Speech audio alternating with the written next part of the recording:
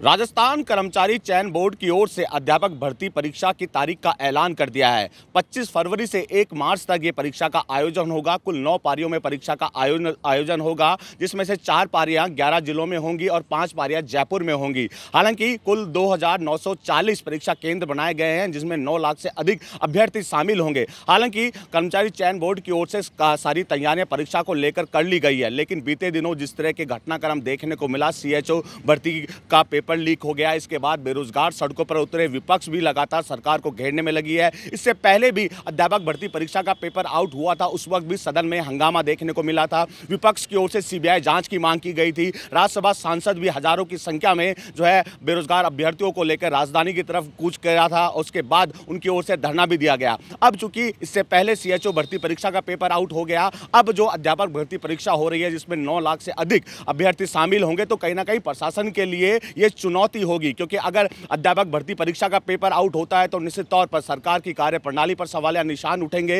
हालांकि सरकार का तर्क निकलकर सामने आता है कि हमने कानून बना दिया है, कानून के तहत पालना की जा रही है। पूर्व में भी जो पेपर लीक के सरगना थे, उनके घरों पर बुलडोजर चलाए, लेकिन विपक्ष का कहना है बुलडोजर चलाने से कुछ नहीं होगा, उनकी संपत्तियों को कुर्क किया जाए, जब्त किया जाए। बेरोजगार संगठन लगातार आवाज बुलंद करने में लगे हैं। विपक्ष भी सरकार को घेरने में लगा है। अगर ये पर जो अध्यापक भर्ती परीक्षा है, ये पूरी तरह से सफल नहीं हो पाती है, तो निश्चित तौर पर इसका खामियाजा आगामी विधानसभा चुनाव में सरकार को भुगतना पड़ सकता है, क्योंकि अभी तक 16 से अधिक पेपर आउट हो चुके हैं, जिनको लेकर लगातार ये कहा जा रहा है विपक्ष की ओर से कि यहाँ पेपर लीक राजस्थान में एक परंपरा बन गई है। और CHO भर्ती को लेकर भी राज्यसभा सांसद ने कहा है कि इस पेपर को रद्द करते हुए पुनः परीक्षा करवाई जाए, साथ ही साथ जो अपराधी है उनको गिरफ्त में लिया जाए। लेकिन सरकार कह रही है कि जो घटना घटती है उसके बाद तुरंत पुलिस एक्शन में आ जाती है और अपराधियों को हिरासत में ले लेती है। लेकिन अब जिस तरह अध्यापक भर्ती परीक्षा का आयोजन होने जा रहा है, 9 लाख से अधिक अभ्यर्थी शामिल होंगे, तो कहीं ना कहीं प्रशासन के साथ साथ पुलिस के लिए भी बड़ी चुनौती होगी, क्योंकि पेपर